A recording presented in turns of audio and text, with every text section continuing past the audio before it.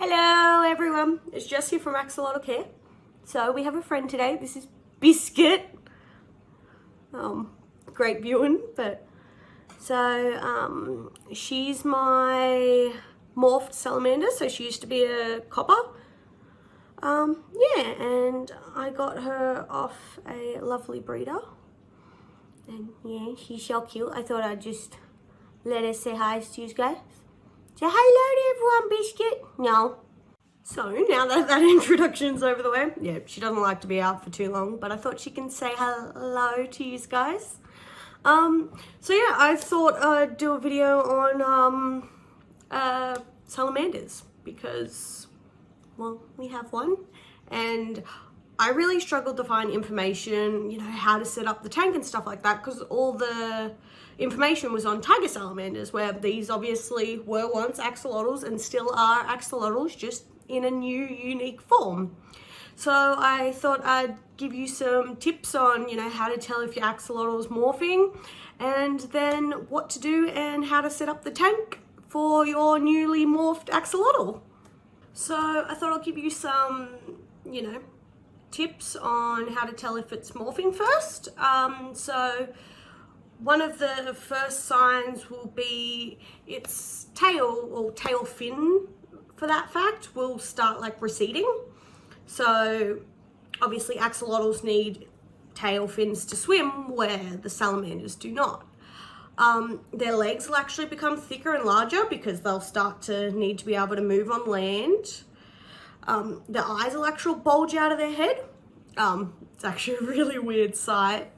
And eventually, probably near the end of morphing, they'll actually grow eyelids. So salamanders have eyelids, your axolotls obviously do not. So yeah, there are some of the few things to keep an eye out. There's no real surefire way to know. One thing, when they're morphing, so they actually do look sick. So a lot of people will get confused and think their axolotl's sick when in fact it's morphing, or vice versa. So yeah, you got to keep an eye out for those small signs. You obviously don't want to put an axolotl on land, and you don't want to leave a salamander in water. So it is very, very important to identify which is which. And so behavior is actually a good thing to be able to tell that, because obviously salamanders are land-ish creatures. So yeah, they'll start struggling to swim and stuff like that, because they need to be on land. They do like to have a water pool, but they want land to walk on as well. Now I thought I would tell you how to set up their tank. So I'll give you a little look first. So this here is Biscuit's little tank. So we see on the right there, we've got a little waterfall. She's got a little pot to hide in. I've got a few plants growing. Hopefully they'll grow a bit bigger. But she's actually got quite a large water tub. So yeah, this water tub, see we've got the rocks under there, because it is a quite deep tub, and she does need to keep her head above water so she can breathe, obviously. And then we've got the rocks at the side so she can actually climb out and go on land. Oddly enough, she likes to spend a lot of time chilling in the waterfall. I'm back. Anyway, so she's actually in the 20 gallon.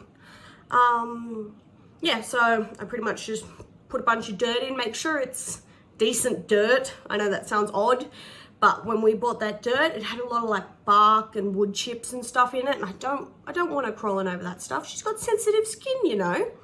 So I actually sieved the dirt to put in it. It took forever, but she's happy. So your tank setup will depend on your morphed lot. So Biscuit here actually morphed quite late. They generally morph as they're growing up and stuff like that, it being a genetic thing. Biscuit actually morphed due to stress. So the owner did nothing wrong at all. She was just moving, and just the process of moving Biscuit didn't go well with her, and she morphed. So I think due to that, she likes spending most of her time in water. Being about 2 years old and then morphing, she's used to water. She does come on land every now and again, but that's why I have a rather large water tub for her. Other people have a lot smaller water tubs because their lots like spending most of their time on land. Like, you do have to pick and choose, because when I first set it up, she had a very small water tub and I noticed she was there all the time. So I had to adapt for her. And yeah, that's about all I can do to help with that one. I think it's a learning curve for me and a learning curve for many.